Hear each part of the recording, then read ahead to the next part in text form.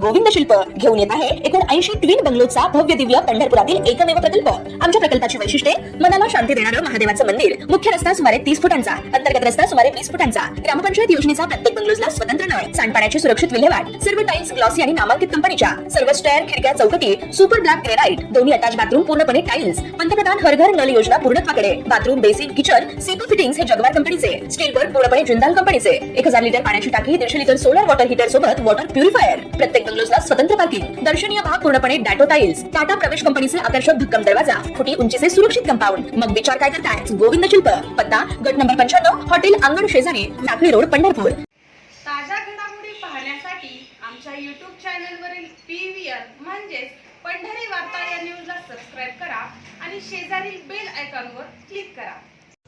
आषाढी यात्रेचा प्रमुख सोहळा रविवारी पार पडल्यानंतर आता वारकरी परतू लागलेत। आषाढी यात्रेच्या सोहळ्यासाठी महाराष्ट्राच्या कानाकोपऱ्यातून लाखोंच्या संख्येनं भाविक पंढरपुरात दाखल झाले होते। त्यामुळं शहरात तसेच परिसरात मोठ्या प्रमाणात कचरा साठला आहे। साठलेल्या कचऱ्यामुळे नागरिकांना आरोग्याची समस्या उद्भवू नये यासाठी नगर परिषद प्रशासनानं 24 तासांची स्वच्छता मोहीम सुरू केली असून शहरात ठिकठिकाणी साठलेला कचरा शिल्लक राहू नये याची दक्षता घेण्याच्या सूचना जिल्हाधिकारी कुमार आशीर्वाद यांनी दिल्या आहेत।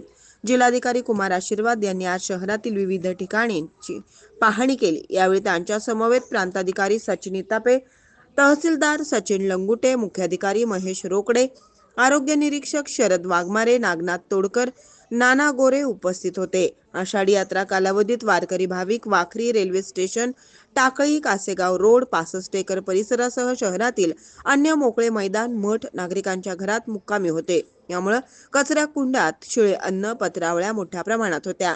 तसेच यात्रा कालावधीत अनेक छोटे छोटे व्यापारी व्यवसाय करत होते। त्यामुळे अनेक ठिकाणी प्लास्टिकच्या पिशव्या पडल्या होत्या। यामुळे दररोज शहरातून मोठ्या प्रमाणात कचरा उचलला जात आहे। वाळवंटात विशेषतः स्वच्छता राहावी म्हणून पंढरपूर नगर परिषद व जिल्ह्यातील इतर नगर परिषदेच्या कर्मचाऱ्यांमार्फत शहरात दररोज स्वच्छता करण्यात येत असल्याचं मुख्याधिकारी महेश रोकडे यांनी यावेळी सांगितलं आहे।